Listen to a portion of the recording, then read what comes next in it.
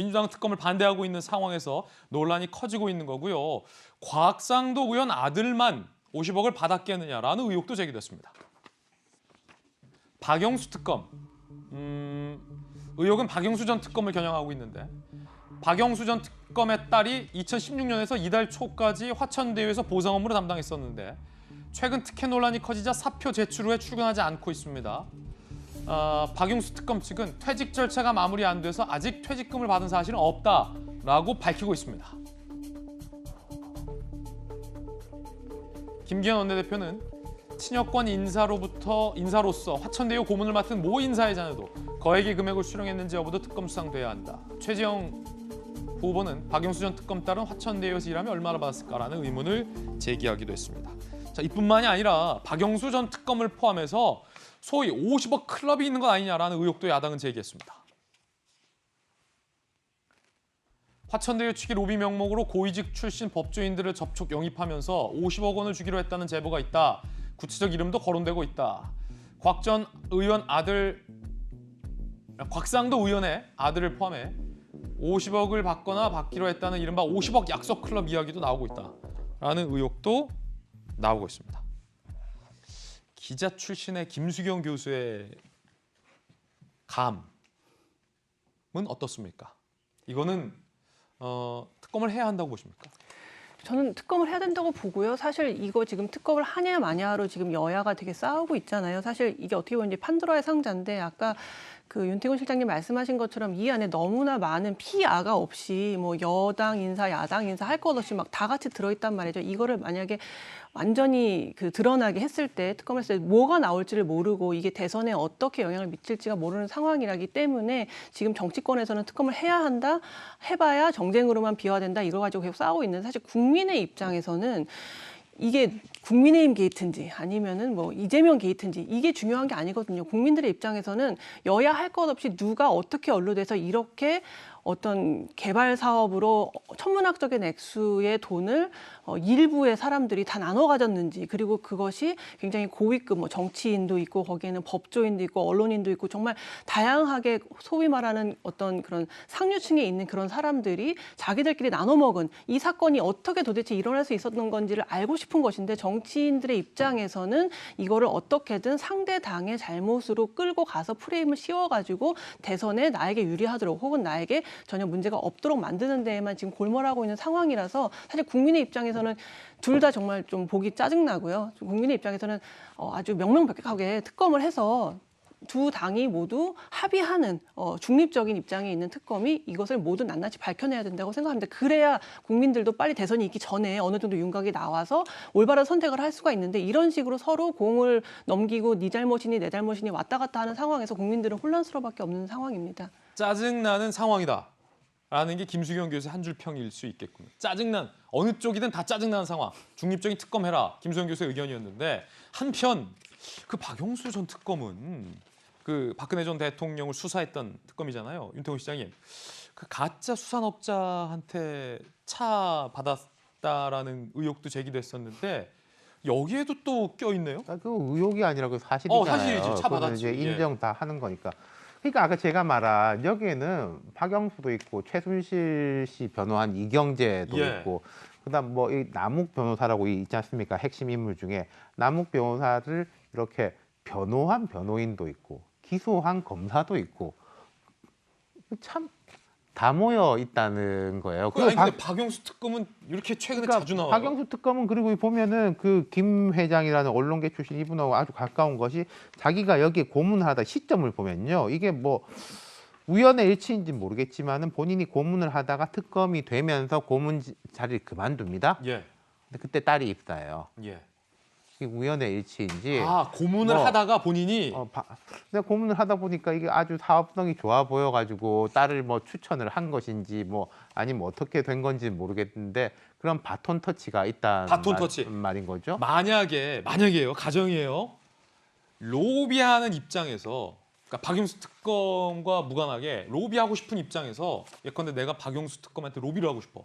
그러면 고문으로 계셔주시다가 고문이 끝났더라도 그 딸에게 일자리를 주는 것도 로비하고 싶은 입장에서는 그렇죠. 같은 거다라는 그리고 거죠. 제가 이번에 가정이에요? 공부 많이 했는데 돈 많은 분들이 이제 그렇다 그러더라고요. 이게 누군가한테 뭘 줄 때 더 효과적인 것은 자식한테 주는 거다. 예를 들어서 부모한테 주면은 부모가 자식한테 물려줄 때 또 세금 뭐 상속세 징역세 떼지 않습니까? 근데 자식한테 주면은 어차피 물려줄 거? 그렇죠. 세금도 안 떼잖아요. 예. 그게 더 효과적이다. 이런 이야기를 제가 요거는 이번 이건과- 건에서 들었죠. 이 건과 무관한 그냥 아니 제가 여기에 대해 가지고 저도 취재도 해보고 예. 들어보다 보니까 이쪽의 전문가가 그렇게 이야기를 그렇군요. 해주시더라고요. 예. 자 물론 이제 박영수 전 특검의 딸이 어떤 연유로 일하게 됐는지 역시 밝혀내야 할 부분일 텐데 근데 손정희 변호사님 이 특검은 특별검사의 줄임말이잖아요. 그러면 다른 검사들과 달리 더 특별하잖아요. 그럼 본인의 어떤 뭐랄까 주변 관리나 본인의 어떤 그 명성 관리도 좀 특별하게 이루어져야 할 텐데 가짜 수산업자 건에도 연루되시고 이번에도 또 로비를 받았다라는 의혹이 지금 제기됐는데 이거 적절합니까? 일단은 고위공직자로서의 처신이 좀 부실한 부분이 있었기 때문에 김영란법 위반 소지로 이제 수사도 개시가 되고 이런 논란이 제기된다라고 말씀드릴 수 있고요. 특별검사 같은 경우는 기간을 이제 넘어가게 되면 일반 그냥 사선 변호인으로 이제 지위가 바뀌다 보니까 조금 더 방만하고 경계심을 풀었던 것은 아닐까라는 생각이 듭니다. 이 사건을 보면 법조인들 이름을 보면요. 사실 변호사들한테 존경받는 변호사들도 굉장히 많은데 이름이 알려져서 저명해서 우리 회사에 이런 사람이 고문으로 있어라고 했을 때 법조인이 아닌 비법조인도 이름을 알만한 좀 셀럽이라고 해야 되나요? 저명한 사람들을 모두 다 끌어모은 흔적들이 있거든요. 예. 그걸 아무래도 뭐 정관계 로비를 하면서 이 저명성을 이용했던지 아니면 이 사람들이 실질적인 역할을 했던지 김영란법을 위반을 했는지 뇌물 소지가 있는지는 이제 수사의 단서를 가지고 이제 수사를 해야 될 문제인데 한마디로 조금은 뻔하게 보이는 왜냐하면 고문료라는 게 실질적으로 일을 했을 때 대기업에서도 저렇게 1,500만 원씩 주는 전례는 많지는 않거든요. 예. 그래서 한 달에 어느 정도의 내가 이제 변호 활동을 하고 자문 활동을 했을 때 어느 정도가 적정한지가 본인은 알고 있을 것인데 많은 금액이 왔었더라면 이 회사가 정상적인 구조인지를 파악할 만한 단서들이 있었을 텐데 그걸 오랫동안 고문을 했다는 데는 좀 의심을 할 만한 사정들이 예. 좀 보인다라는 점을 말씀드리고요. 다만 이게 이제 특검을 하자 수사를 개시하자 막 보도들은 많은데 그렇다면 무슨 죄로 누구를 영장을 받아서 적어도 통장에 대해서 이제 열어보려면 압수수색 영장을 받아야 되잖아요. 그런 흔적들이 구체적이지가 않아요. 특검은 하자고 하는데 그럼 누구를 일단 피의자가 누군데 누가 어떤 행령을 했는데 이게 지금 특정이 되지 않고 여기 지금 이 회사를 운영하는 그 대표에 관련해서만 경찰이 내사가 진행 중에 있다라고 하는데 그거는 회사에서 돈을 빌렸는데 이 돈을 빌린 건지 빼갔는 건지 횡령 배임인지 그 단계에 있는 거거든요. 근데 만약에 특검이 개시되려면 이 정도 사안은 확인이 돼야 되는 겁니다. 이 김 대표가 우리가 지금 추정하는 것처럼 너무 많은데 정관계에 로비를 했다면 이 돈을 빼서 뭐 했겠어요? 예. 뇌물 주고 로비 줬겠죠. 가정이에요 이거 예. 손 변호사님. 그런 구체적인 명단이나 금액이나 자금의 출처가 확인이 돼야지만 대대적인 수사가 이루어지지 않을까. 그래서 대대적인 수사로 나아갈 수도 있고요.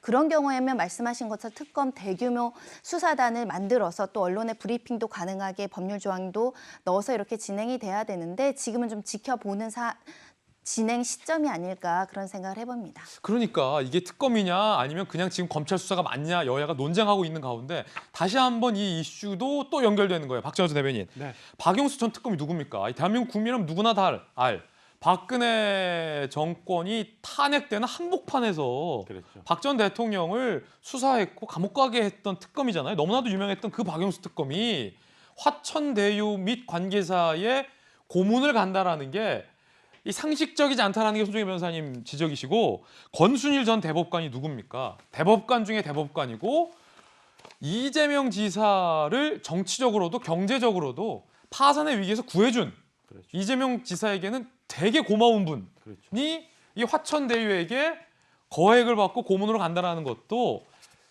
좀 의문스럽다라는 게 손정희 변호사님 지적이잖아요. 그러니까 이런 거를 다 수사하려면 지금 검찰이나 경찰 수사로 가능합니까? 지금 일부 지난주부터 보도가 됐습니다마는 사실은 올 초 4월 달에 금융정보 분석원에서 소위 이 화천대유와 관련해 가지고 김모 대표로부터 수상한 자금이 흘러갔다.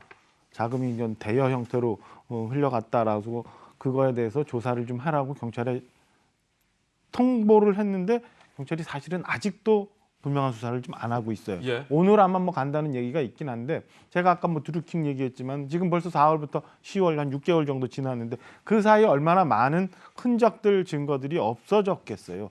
이거를 가지고 계속 그 경찰 수사에 의존을 한다?